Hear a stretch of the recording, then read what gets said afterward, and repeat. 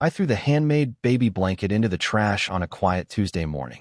30 minutes later, my son called me crying and asked, "Mom, what was inside that blanket?" Until that moment, I thought I was throwing away an old piece of fabric. I had no idea I was about to uncover a secret that had been buried inside my family for more than 20 years. My name is Eleanor Brooks. I'm 72 years old, a widow, a grandmother, and for most of my life, I believed that if you loved your family enough, the truth would always find its way home. I was wrong. The day started like any other. The sun was shining through the dusty windows of my garage, casting long golden lines across stacks of boxes I had ignored for years. Since my husband passed away 3 years ago, I had slowly been sorting through a lifetime of memories. One shelf at a time, one box at a time. Some days I found photographs that made me smile. Other days I found things that left me sitting in silence for an hour. That morning, I climbed a small step stool and reached for an old plastic storage bin covered in dust. Written across the side in faded black marker were 2 words, "Baby keepsakes." My heart softened immediately. Inside were tiny socks, greeting cards, a silver baby rattle, and at the very bottom, neatly folded beneath everything else, was a handmade baby blanket. I recognized it instantly. Cream-colored yarn, tiny blue stitching around the edges. I had spent months making it before my granddaughter Emma was born. Every evening after dinner, I sat in my favorite chair and worked on it stitch by stitch. Back then, I imagined wrapping my first grandchild in that blanket and telling her stories as she drifted to sleep. But life rarely follows the version we create in our heads. Emma was born. Time passed. Relationships changed. My son Daniel became busier every year. His wife Vanessa preferred distance over family gatherings. Visits became shorter. Phone calls became less frequent. Holidays became complicated. Somewhere along the way, that blanket disappeared from my life, and I stopped asking about it. Holding it in my hands after all those years felt strangely heavy. Not emotionally heavy, literally heavy. I remember frowning for a moment. The thought crossed my mind that perhaps the yarn had absorbed moisture from sitting in storage for so long. I shook it once and heard nothing unusual. Then I laughed at myself. At 72, I had become sentimental about things that belonged in the past. So I folded the blanket, carried it outside, and dropped it into the garbage bin beside the driveway. By lunchtime, I had forgotten all about it. I was making a turkey sandwich when my phone rang. Daniel's name appeared on the screen. That alone surprised me. My son rarely called during work hours. I answered with a smile. "Hi, sweetheart." What came through the speaker wasn't the confident voice I expected. It was strained, unsteady, almost panicked. "Mom," he said, "please tell me you still have the baby blanket." I froze. The old blanket? What? Silence filled the line. Then I heard him take a shaky breath. "Mom," he whispered, "what was inside it?" For several seconds, I couldn't speak. Inside it. I stared through my kitchen window toward the garbage bin at the end of the driveway.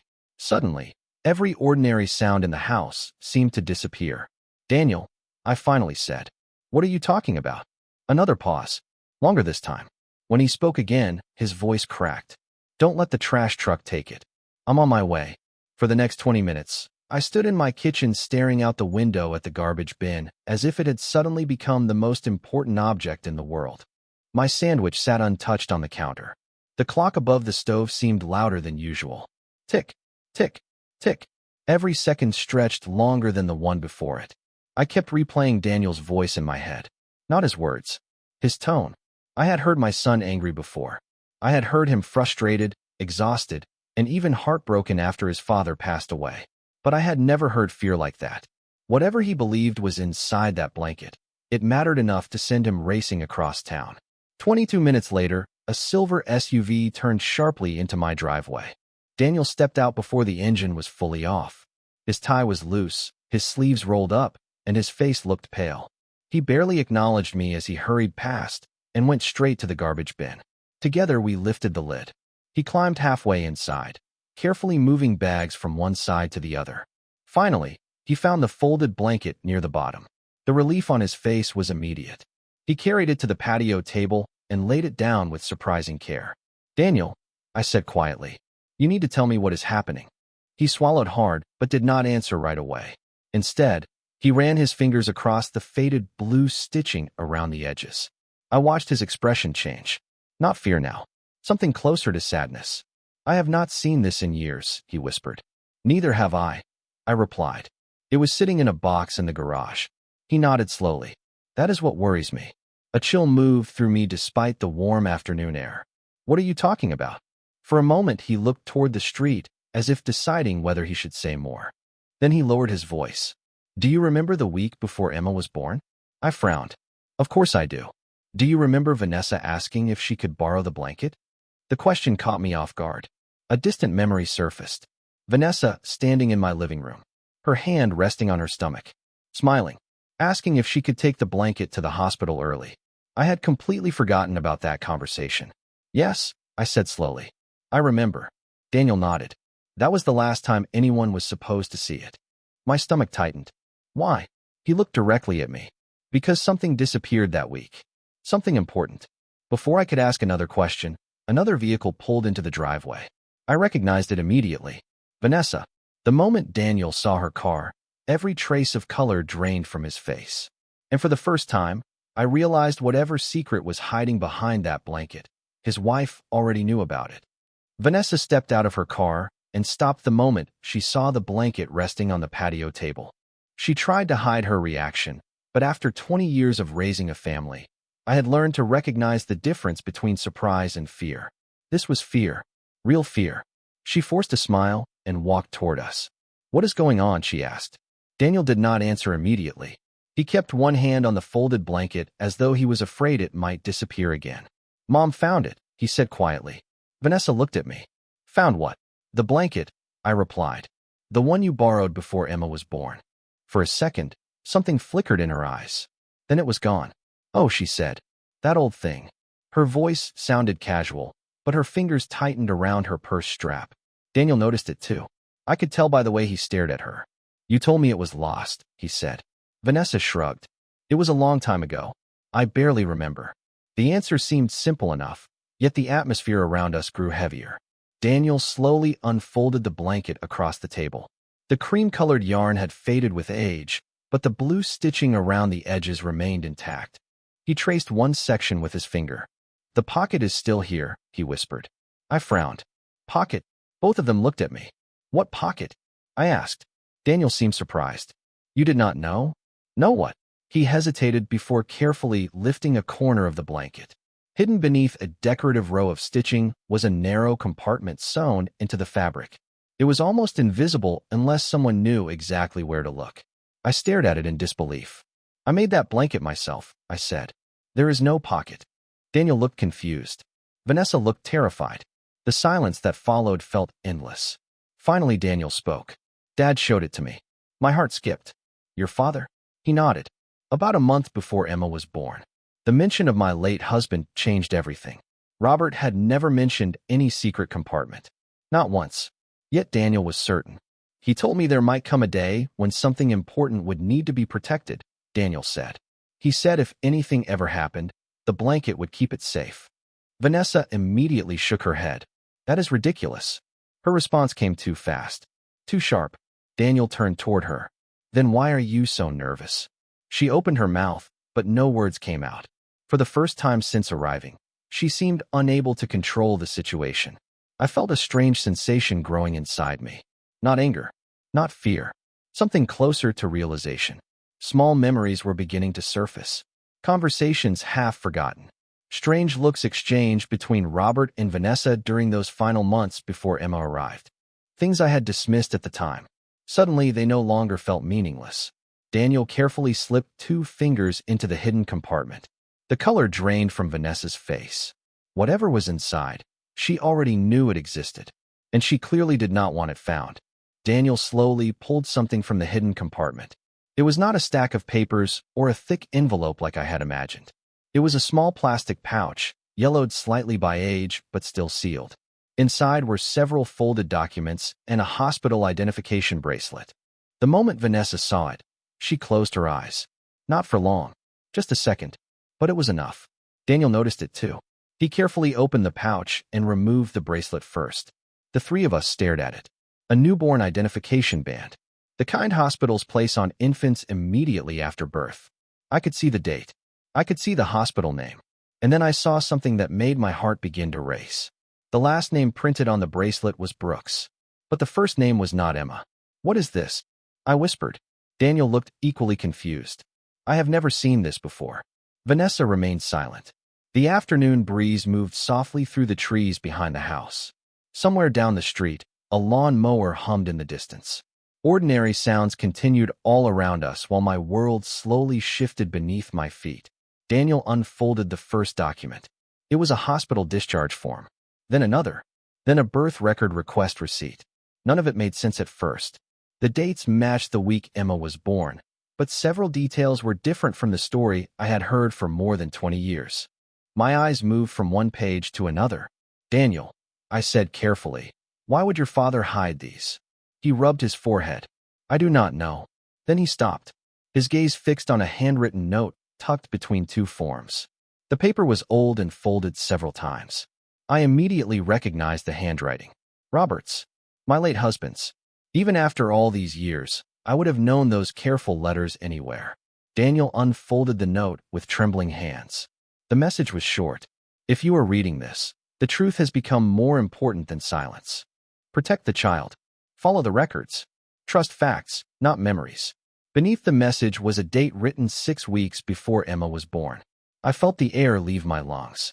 Robert had known something. Not after the birth. Before it. Daniel read the note 3 times. Each time his face grew more troubled. What truth? He asked quietly. Nobody answered. Vanessa suddenly stepped forward. This is ridiculous, she said. Those papers are old. They probably mean nothing. Her voice sounded forced. Then explain them, Daniel replied. Explain why Dad hid them. Vanessa looked away. I cannot. The answer hung between us. Not I do not know. Not I remember nothing. Simply I cannot. For the first time, I realized she was not denying there was a secret. She was refusing to discuss it. Daniel carefully gathered the documents. There has to be more, he said. Dad would not leave this without a reason. As he lifted the blanket again, something small slipped from the lining and landed softly on the table. A metal key. Attached to it was a faded storage unit tag with a handwritten number. The moment I saw Vanessa's expression, I knew one thing with absolute certainty. Whatever was hidden in that storage unit was the reason she had spent 2 decades hoping this blanket would never be found. None of us spoke for several seconds. The small metal key sat on the patio table between the documents and the blanket, looking ordinary enough to belong to an old filing cabinet or forgotten mailbox. Yet the effect it had on Vanessa was impossible to ignore. She stared at it as though it had suddenly become dangerous. Daniel picked it up carefully and turned it over in his hand. The storage tag was faded, but the unit number was still readable. Do you know where this is from? He asked. Vanessa folded her arms tightly across her chest. No, the answer came too quickly. Daniel let out a slow breath. You did not even look at it. She looked away toward the street. I said I do not know. I had spent years trying to keep peace inside my family. I had excused uncomfortable silences. I had ignored small inconsistencies because I believed every family carried a few untold stories. But sitting there, surrounded by evidence hidden by my late husband, I began to realize this was not a misunderstanding. This was something deliberate. Daniel gathered the documents and placed them back inside the pouch. I am going to the storage facility, he said. Vanessa immediately shook her head. That is unnecessary. Then tell me what is inside. She remained silent. Tell me why Dad left instructions. Still nothing. Daniel looked exhausted. For 20 years I trusted that everything you told me was true. His voice was calm, but there was sadness beneath it. Right now I do not know what to believe. Vanessa pressed her lips together. For a moment I thought she might finally explain everything. Instead, she reached for her purse. I am going home. Daniel stared at her in disbelief. That is it. She nodded once. Some things are better left in the past. Then she turned and walked back to her car. We watched her leave without another word. After she disappeared down the road, Daniel sat heavily in one of the patio chairs. He suddenly looked much older than 43. Dad knew, he said quietly. Somehow he knew. I looked at the note again. Protect the child. Follow the records. Trust facts, not memories. The words felt heavier now. Your father was not a dramatic man, I said. If he hid something, he believed it mattered. Daniel nodded slowly. Then his phone rang. He glanced at the screen and frowned. Grace Turner. Grace had been our neighbor for almost 30 years.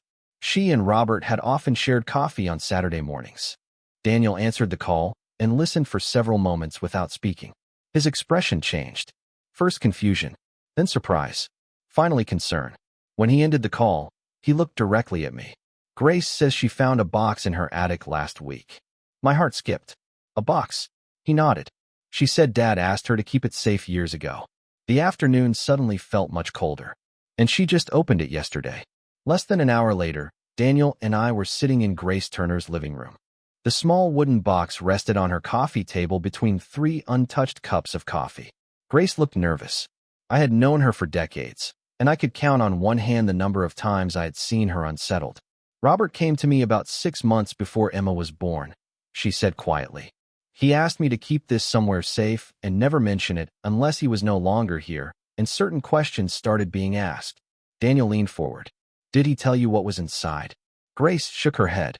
No. He only said that one day the truth might matter more than protecting people's feelings. Those words sounded painfully familiar. They carried the same careful tone as the note we had found inside the blanket. Daniel opened the box slowly. Inside were several folders, a stack of photographs, and a small digital recorder. For a moment, nobody moved. The room felt unusually still. Finally, Daniel picked up the top folder. The first documents were copies of hospital records. More records. More dates. More names. The deeper we looked, the clearer it became that Robert had spent months collecting information. This was not the work of someone following a random suspicion. This was a deliberate investigation. My late husband had been searching for answers. Then Daniel stopped turning pages. His eyes narrowed. Mom, he said softly, look at this. He handed me a photocopy of a hospital visitor log. The date matched the day before Emma was born. Several names appeared on the list. One of them immediately caught my attention. Charles Bennett. I knew that name. Charles had been an attorney who handled family legal matters years ago before retiring. What was he doing at a hospital the day before my granddaughter arrived? Grace frowned. That seems strange. Daniel continued reading through the folder. More documents connected the same names repeatedly over a period of several months. Hospital staff, administrative offices, legal consultations. None of it made sense yet, but a pattern was beginning to emerge. Then Daniel picked up one of the photographs. His expression changed instantly. I remember this day, he whispered. I moved closer. The photograph showed Daniel standing outside the hospital, smiling beside Vanessa. It looked perfectly ordinary until I noticed the timestamp printed in the corner. The date did not match the story our family had always been told. Not even close. Daniel looked stunned. This cannot be right. Grace handed him another photograph from the same envelope. Then another. Each one carried dates and locations that contradicted years of family memories. My stomach tightened. The note Robert left behind suddenly made more sense. Trust facts, not memories. Someone had spent years building a version of events that did not align with the records. Someone had counted on everyone accepting the story without asking questions. Daniel stared at the photographs for a long time. Finally, he reached for the digital recorder. On its surface was a small label written in Robert's handwriting. If you have reached this point, listen carefully before making any judgments. The room fell silent again. Daniel pressed the play button. Robert's voice filled the room, softer than I remembered, and yet unmistakable. For a moment, it felt as though he were sitting beside us again. If you are hearing this recording, he began, then I was right to leave a trail behind. I hope I was wrong about everything else. Daniel lowered his head. I could see the emotion in his eyes. Hearing his father's voice after so many years was difficult enough. Hearing it attached to a mystery was even harder. The recording continued. I am not leaving accusations. I am leaving facts. If facts prove me wrong, then burn every paper and forget this recording ever existed. But if the facts prove me right, then the people I love deserve the truth. Nobody spoke. Even Grace seemed afraid to move. Robert explained that during the months before Emma's birth, he had noticed inconsistencies in conversations, dates, and documents. Small things at first. A medical appointment that seemed to happen on the wrong day. A record that disappeared when he asked about it. Explanations that changed slightly each time they were repeated. Most people ignore details, Robert said. I spent 40 years working with contracts. Details matter. Daniel stared at the recorder without blinking. The voice continued. I hired no investigators. I followed no rumors. I simply collected copies of records whenever I legally could. The more records I gathered, the more questions appeared. Then came a sentence that changed everything. The child is innocent. Remember that. Whatever truth you discover, do not punish the child for decisions made by adults. My chest tightened. Daniel closed his eyes. Grace quietly wiped away a tear. Robert paused briefly on the recording before continuing. If you have found the hospital bracelet, then you already know one important fact. The name on that bracelet does not match the story that was later told to our family. Daniel looked at me immediately. Neither of us spoke. We did not need to. The significance was obvious. Robert went on to explain that he had stored evidence in multiple locations because he feared documents might disappear. Trust official records. Trust dates. Trust signatures. Do not trust repeated stories simply because they have been repeated for years. Then the recording ended with a final instruction. The next answer is with Charles Bennett. He agreed to keep one sealed file. If he believes enough evidence has surfaced, he will release it. Silence filled the room. The recording clicked off. Nobody moved for several seconds. Finally, Daniel spoke. Charles Bennett. Grace nodded slowly. He retired years ago, but I know where he lives. Daniel stood up immediately. His face had changed. The confusion was still there, but now it was mixed with determination. For the first time since finding the blanket, we had a clear direction. Yet as we prepared to leave, my phone vibrated. A message from Vanessa appeared on the screen. Only 6 words. Please stop before you destroy everything. I stared at the message for a long moment. Then I looked at Daniel. The fear behind those words told me something important. Whatever waited inside Charles Bennett's sealed file was not a misunderstanding. It was the truth Vanessa had spent 20 years trying to keep hidden. The next morning, Daniel and I drove to Charles Bennett's home just after sunrise. Neither of us had slept much. Every new discovery seemed to answer one question while creating 3 more. Charles lived in a quiet neighborhood on the edge of town. His house was modest, with a neatly trimmed lawn and a row of American flags lining the front porch. When he opened the door, he looked exactly as I remembered him. Older, certainly, but still carrying the calm confidence that had made people trust him for decades. He invited us inside without asking why we had come. The moment he saw the documents in Daniel's hands, he nodded slowly. Then Robert's trail has finally been found, he said. Those words sent a chill through me. Charles led us to his study and opened a locked cabinet. From the back shelf, he removed a thick sealed envelope.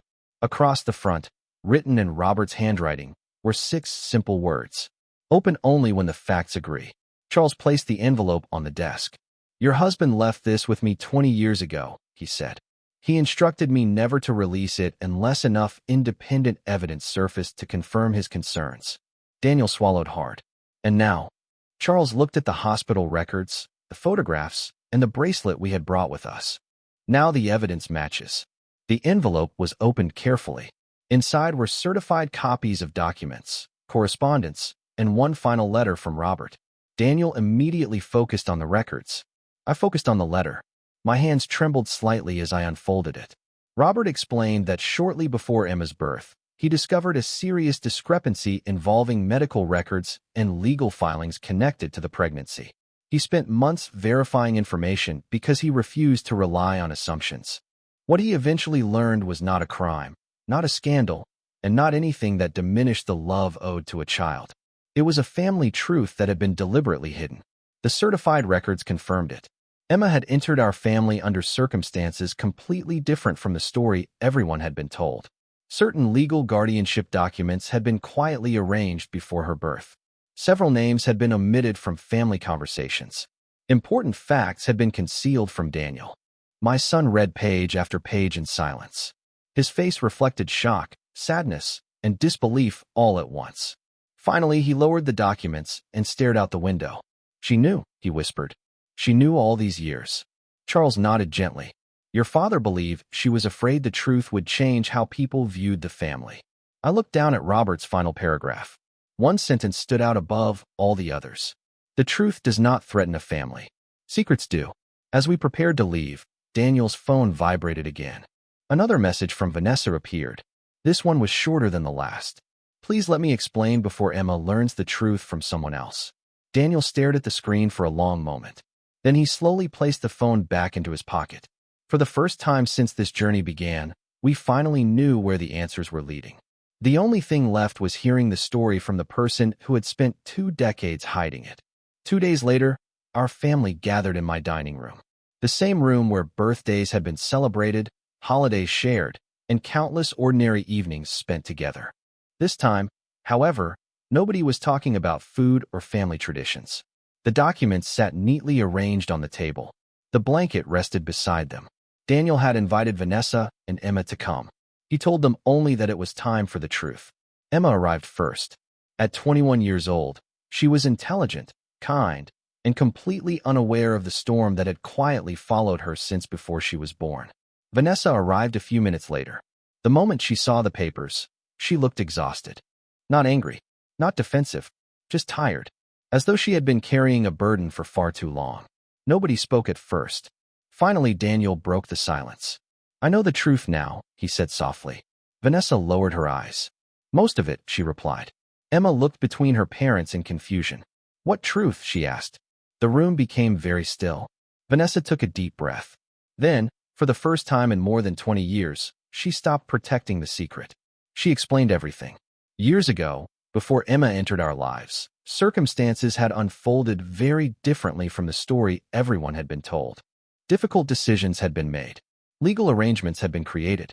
Certain facts had been hidden because Vanessa feared judgment, rejection, and the possibility of losing the family she desperately wanted to protect. At first, she told herself the secret was temporary. Then months became years. Years became decades. The longer she waited, the harder the truth became to reveal. Tears filled her eyes as she spoke. "I never wanted to hurt anyone," she said. "I only wanted Emma to grow up surrounded by love." Daniel listened quietly. The anger that had consumed him earlier in the week seemed to fade as he heard the full story. When Vanessa finally finished, nobody rushed to speak. Emma sat silently for several moments before reaching across the table and taking her mother's hand. "You should have told us," she said gently. "But I am still me." Those 4 words changed everything. Vanessa began crying openly. Daniel reached for her hand as well. Years of fear, guilt, and secrecy seemed to leave the room all at once. The truth had not destroyed the family. The secret almost had. Later that evening, after everyone left, I sat alone at the table. The blanket remained folded beside me. I ran my fingers across the faded blue stitching and thought about Robert. For 20 years, he had protected evidence not because he wanted conflict, but because he believed truth deserved a chance to survive. In the end, he was right. The blanket had never been protecting documents. It had never been protecting records or keys or hidden notes. It had been protecting a path back to honesty. The next morning, I placed it inside a cedar chest in my bedroom instead of throwing it away. Some things are too important to lose. Not because they hold secrets, but because they remind us what matters when the secrets finally end. And as sunlight filled the room, I found myself smiling. Not because the past had changed, but because the future finally could.